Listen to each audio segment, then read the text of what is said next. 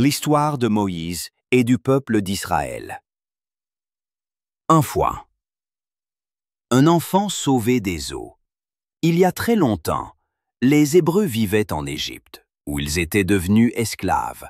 Le Pharaon, craignant leur nombre grandissant, ordonna de faire mourir tous les bébés garçons hébreux. Une femme, pour sauver son enfant, le plaça dans un panier qu'elle laissa flotter sur le Nil. La fille du Pharaon trouva le panier, vit le bébé et l'adopta. Elle l'appela Moïse, ce qui signifie « sauver des eaux ». Il grandit au palais royal, éduqué comme un prince, mais il n'oublia jamais qu'il était hébreu.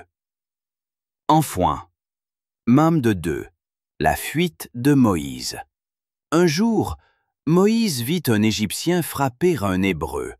Pris de colère, il tua l'Égyptien. Quand l'affaire fut connue, Moïse s'enfuit dans le désert, loin de l'Égypte.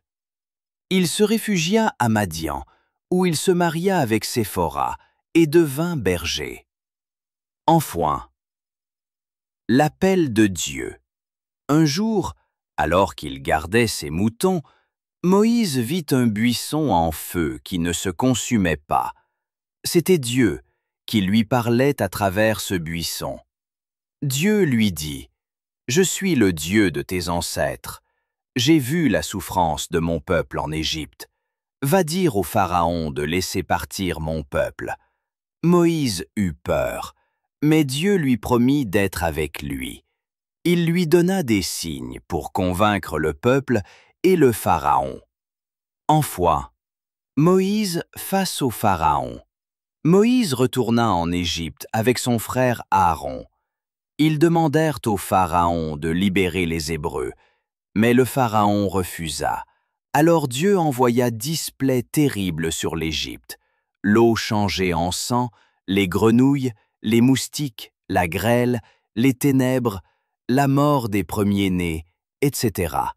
À la dernière plaie, le Pharaon céda enfin. Les Hébreux purent quitter l'Égypte en hâte.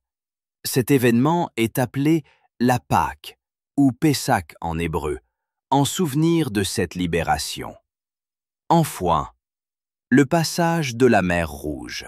Mais peu après, le Pharaon changea d'avis et poursuivit les Hébreux avec son armée.